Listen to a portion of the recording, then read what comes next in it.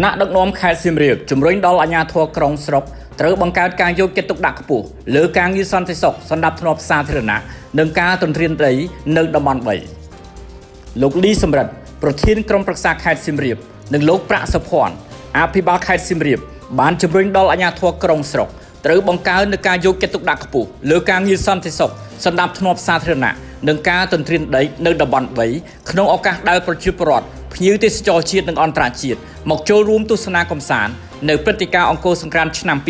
2025ព្រមទាំងចូលរួមថែរក្សាបរិស្ថានអនាម័យឲ្យបានល្អស្អាតការជំរុញយ៉ាងដូចនេះរបស់លោកលីសំរិទ្ធនិងលោកប្រាក់សុភ័ណ្ឌនៅក្នុងកិច្ចប្រជុំសាមញ្ញលើកទី11របស់ក្រុមប្រឹក្សាខេត្តសៀមរាបអាណត្តិទី4នាថ្ងៃទី3ខែមេសាឆ្នាំ2025នេះដែលមានការចូលរួមពីលោកស្រីជាសមាជិកាក្រុមប្រឹក្សាខេត្តលោកស្រីជានាយករងរដ្ឋបាលសាលាខេត្តទីចាត់ការអង្គភាពចំណុះសាលាខេត្តកងកម្លាំងទាំង3និងអភិបាលក្រុងស្រុកចូលរួមផងដែរ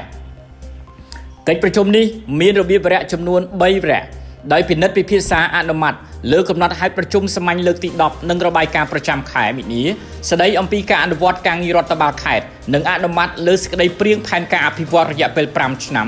2025ដល់ឆ្នាំ2029របស់រដ្ឋបាលខេត្តសៀមរាប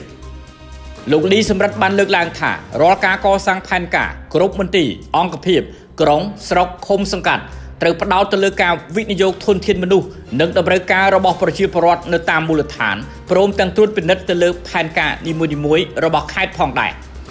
លោកបានបន្តថាការកសាងផែនការក៏ត្រូវផ្ដោតទៅលើបញ្ហាប្រឈមទាំងនៅថ្នាក់ខេត្តក្រុងស្រុកឃុំសង្កាត់ដើម្បីឲ្យស្របទៅតាមយុទ្ធសាស្ត្របញ្ញកោណរបស់រាជរដ្ឋាភិបាលនីតិកាលទី7នៃរដ្ឋសភាដែលមានសម្ដេចធិបតីហ៊ុនម៉ាណែតជានាយករដ្ឋមន្ត្រីនៅក្នុងការបន្ស៊ីគ្នាទៅនឹងផែនការដែលខេត្តបានលើកឡើងដើម្បីឲ្យកម្ពុជាក្លាយជាប្រទេសមានចំនួនមធ្យមកម្រិតខ្ពស់នៅឆ្នាំ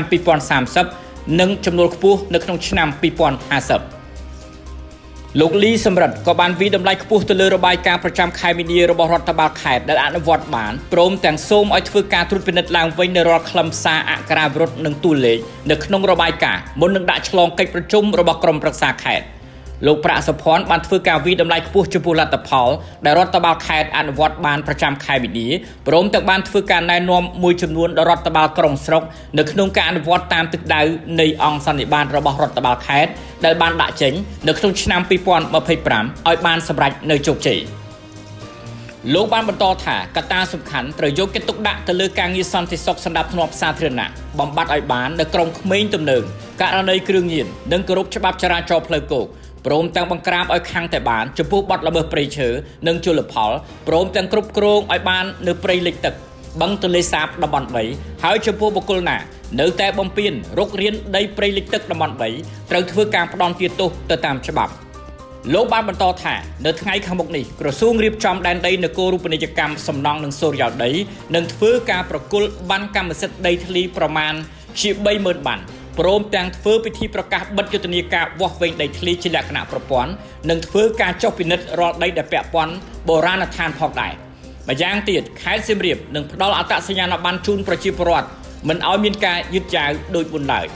លោកបន្ថែមថាក្នុងនាមប្រធានគណៈបញ្ជាការឯកភាពរដ្ឋបាលខេត្តបានដាក់នៅបទបញ្ជាដល់អាជ្ញាធរមានសមត្ថកិច្ចទាំងអស់ត្រូវធ្វើការត្រួតពិនិត្យនៅគ្រប់យានយន្តកែច្នៃដែលតែងតែរំខានដល់អារម្មណ៍ប្រជាពលរដ្ឋភ្ញៀវទេសចរជាតិនិងអន្តរជាតិព្រមទាំងរថយន្តដែលដឹកសំពីងសំពងលើសចំណុះដែលធ្វើឲ្យប៉ះពាល់ដល់អ្នកធ្វើដំណើរតាមដងផ្លូវនិងធ្វើឲ្យប៉ះពាល់ដល់បរិស្ថានតាមដងផ្លូវដូចជារថយន្តដឹកសាច់ដឹកដីនិងដឹកអង្កាមជាដើមជាមួយគ្នានេះផងដែរលោកបានបញ្ជាក់ថាដោយខេត្តសៀមរាបជាខេត្តដែលរៀបចំព្រឹត្តិការណ៍អង្គរសង្គ្រាន្តឆ្នាំ2025ដូច្នេះហើយគ្រប់មន្ទីរអង្គភាពក្រុងស្រុកត្រូវបង្កើនការយកចិត្តទុកដាក់ការងារសន្តិសុខសណ្ដាប់ធ្នាប់សាធារណៈនៅតាមមូលដ្ឋានខ្លួននៅក្នុងពេលដែលប្រជាពលរដ្ឋចូលរួមសប្បាយសាទរបុណ្យចូលឆ្នាំថ្មីប្រពៃណីខ្មែរខាងមុខពិសេសនៅតាមបណ្ដាក្រុងស្រុកដែលមានភ្ញៀវទេសចរឆ្លងកាត់ត្រូវធ្វើអនាម័យសម្អាតនៅតាមដងផ្លូវឲ្យបានស្អាតក្នុងការទទួលស្វាគមន៍ភ្ញៀវទេសចរជាតិនិងអន្តរជាតិ